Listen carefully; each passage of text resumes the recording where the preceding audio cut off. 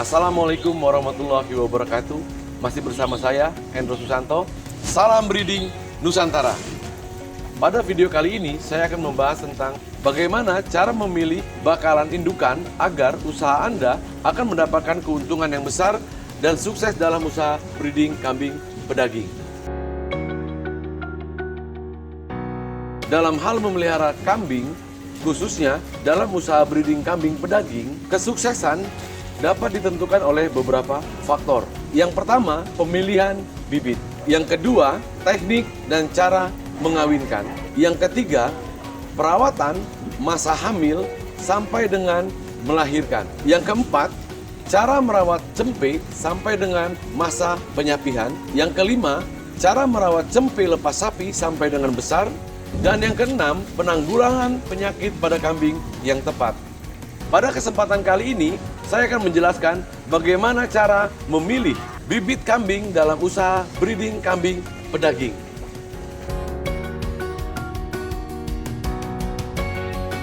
Bagi peternak pemula, harus sangat teliti dan amat hati-hati dalam menghadapi fase ini.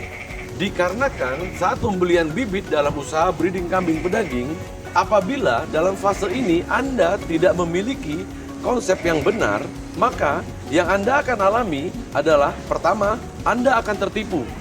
Yang kedua, usaha Anda akan sulit untuk berkembang. Yang ketiga, hasil yang Anda dapatkan tidak sesuai dengan yang Anda harapkan. Untuk itu, saya akan menjelaskan beberapa konsep yang harus dimiliki dan diketahui oleh peternak kambing pedaging, khususnya peternak pemula.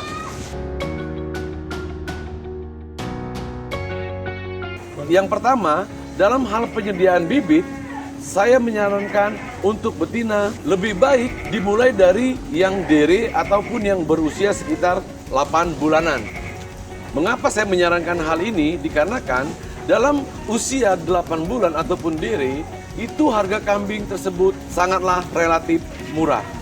Sebagai contoh, di daerah kami, untuk jenis Jawa Randu dengan usia tersebut, itu kisaran harga Rp800.000.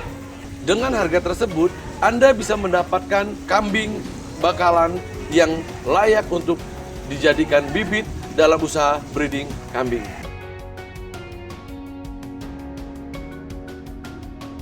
Yang perlu diketahui oleh para peternak pemula, kambing itu 80% mengikuti gen dari pejantan. Jadi, Anda tidak perlu mendatangkan indukan-indukan ataupun dere-dere yang bagus, yang mahal untuk dijadikan calon indukan dalam peternakan kambing Anda. Tetapi yang harus Anda datangkan adalah calon pejantan yang berukuran besar, usia di atas 1,5 tahun, dan bagus dalam hal reproduksi. Selanjutnya, konsep yang kedua. Dalam hal ini, masih berhubungan dengan konsep yang pertama. Mengapa saya menyarankan untuk memilih dere yang berusia sekitar 8 bulanan? Poin pertama, saat 2 sampai dengan 3 bulan kambing tersebut berada di kandang Anda, dia sudah mulai beradaptasi dengan lingkungan dan pakan yang ada di kandang Anda. Poin kedua, setelah berada sekitar 2 sampai dengan 3 bulan tersebut di kandang Anda, dia akan mulai birahi. Dan Anda dapat mengawinkannya dengan pejantan yang Anda miliki dan yang Anda tahu kualitas pejantan tersebut. Yang ketiga, setelah diri tersebut berkisaran 4 tahun berada di kandang milik Anda, dan dia sudah melahirkan kisaran 6 sampai dengan 7 kali, Anda harus menjualnya. Dan saat Anda menjualnya dengan perawatan yang bagus, maka Anda akan mendapatkan harga 2 kali lipat ataupun lebih dari harga saat Anda membelinya. Saya contohkan, saat pertama pembelian modal Anda Rp800.000. Setelah 4 tahun di kandang Anda, dia akan kisaran 6 sampai 7 kali melahirkan. Dan Anda dapat menjualnya dengan harga 2 kali lipat dari harga pembelian. Pembelian pertama sekitar 800.000, berarti kalau di 2 kali lipatnya berarti Anda akan mendapatkan harga penjualan setelah 4 tahun sebesar Rp1.600.000. Ada selisih harga 800.000 di situ dari pembelian dan penjualan kambing tersebut.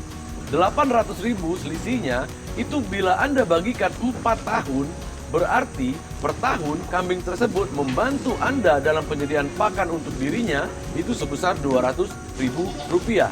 Dalam hal ini semua tergantung dengan ilmu dan cara Anda merawat saat dia hamil, melahirkan, pasca melahirkan, merawat cempe, pemeliharaan lepas sapi sampai dengan besar, dan penanggulangan penyakit. Dan semua itu akan saya jelaskan dalam video-video berikutnya. Mungkin peternak pemula akan bertanya, mengapa penyediaan bibit tidak dimulai dari yang pertama, pembelian indukan, yang kedua, pembelian indukan yang hamil, dan yang ketiga, pembelian indukan yang membawa anak. Sebelum saya menjelaskan, kita harus ingat bahwa usaha yang kita geluti adalah usaha breeding kambing pedaging. Di situ akan membutuhkan waktu yang lebih lama untuk mendapatkan hasil. Berbeda dengan kita menggeluti usaha fattening kambing atau penggemukan kambing, yang hanya membutuhkan waktu beberapa bulan, kita sudah bisa mendapatkan keuntungan dari peternak tersebut. Selanjutnya, saya akan menjelaskan mengapa pengadaan bibit awal tidak dimulai dari indukan. Yang jelas, kalau kita memulai dari indukan, harga pembelian kita jelas lebih besar. Saya contohkan di daerah kami, untuk jenis Jawa Randu yang 2 sampai dengan 3 kali laktasi ataupun dia melahirkan, itu kisaran harga sekitar Rp1.200.000 sampai dengan Rp1.500.000. Dan apabila kita pelihara selama 4 tahun, setelah itu kita jual, relatif harga penjualan kita akan sama dengan harga di waktu pembelian. Bahkan dia bisa lebih turun dari harga pembelian, dikarenakan saat 4 tahun kemudian usia kambing sudah tergolong tua. Jadi dalam hal ini, pengadaan bibit awal dari indukan, itu saat kita jual di 4 tahun kemudian, dia tidak akan bisa membantu untuk penyediaan pakan oleh kambing tersebut selama 4 tahun. Yang jelas, untuk menutupi pakan indukan selama 4 tahun, kita akan mengambil dari keuntungan penjualan anaknya. Ingat, keuntungan breeding kambing itu didapat dari penjualan anaknya.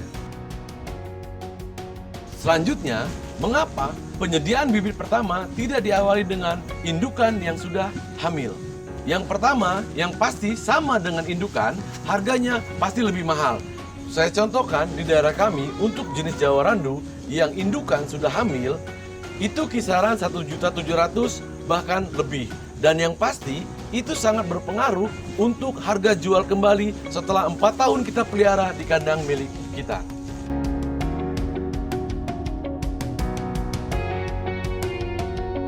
Dan yang kedua, Anda tidak tahu pejantan yang mengawininya, dari kualitasnya, bahkan yang lebih parah lagi, mungkin saja dia kawin dengan sedarah. Yang ketiga, saat dia hamil, itu kambing sangat teramat membutuhkan nutrisi yang besar. Tetapi saat Anda memasukkan kambing hamil ke dalam kandang milik Anda, dia membutuhkan waktu 1 sampai dengan 2 bulan untuk beradaptasi dengan lingkungan, kandang, dan pakan yang Anda miliki. Yang sangat fatal, saat dia membutuhkan nutrisi yang sangat besar, dia masih harus belajar untuk memakan pakan yang ada di kandang milik Anda. Dan itu pasti sangat berpengaruh pada kehamilan kambing tersebut. Selanjutnya, mengapa penyediaan bibit awal tidak diawali dengan indukan yang membawa anak?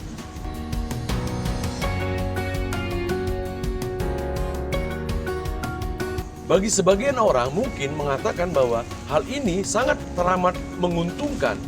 Tetapi bagi saya, hal ini sangat teramat berisiko tinggi bagi peternak breeding kambing pedaging. Yang pertama, harganya sangat teramat mahal sekali jika dibandingkan dengan dere, indukan hamil, harga indukan membawa anak sangat teramat jauh lebih tinggi. Dan itu sangat mempengaruhi untuk harga jual kembali setelah 4 tahun kita pelihara di kandang milik kita. Saya contohkan di daerah sekitar kami, seekor indukan jenis Jawa Randu yang membawa anak laki-laki, kisaran anaknya usia 2 sampai dengan 3 bulan, itu sekitar 1.800.000 sampai dengan 2 juta rupiah. Anda bisa bayangkan bila indukan tersebut membawa anak 2, laki-laki perempuan ataupun laki-laki kedua-duanya. Yang jelas itu akan sangat lebih mahal sekali. Kemungkinan bisa sampai dengan harga 2.800.000 bahkan sampai dengan 3 juta rupiah.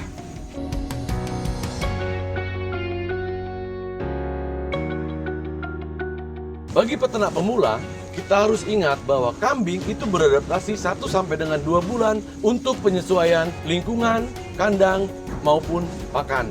Dan apabila pada fase adaptasi ini, kambing sangat teramat lambat untuk menyesuaikan dengan pakan yang Anda miliki, Anda bisa bayangkan bahwa kambing indukan tersebut tidak bisa menghasilkan susu yang maksimal untuk anak-anaknya. Dan itu bisa berakibat fatal. Lemahnya kondisi anak cempe tersebut bahkan bisa menyebabkan kematian pada cempe tersebut. Dan apabila itu terjadi, sangat teramat sulit bagi Anda untuk mengembalikan modal pembelian indukan beserta anaknya tersebut. Kemungkinan modal tersebut akan kembali setelah dia beranak 2 sampai dengan 3 kali berada di kandang milik Anda. Dan yang ketiga, sama dengan indukan hamil yang saya jelaskan tadi.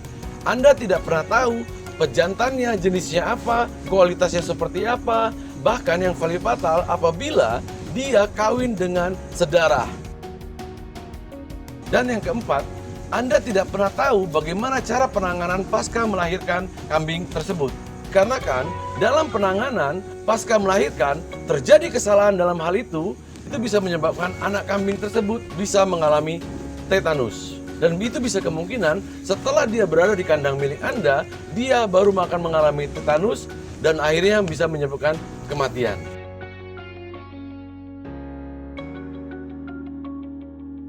Jadi itu semua alasan saya menyarankan kepada peternak pemula untuk mendatangkan bibit pertama dimulai dari kambing dere ataupun kambing betina yang berusia sekitar 8 bulan.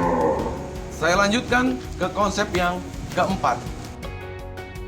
Dalam konsep yang keempat ini, bagaimana cara memilih dere ataupun kambing betina sebagai indukan pertama secara fisik.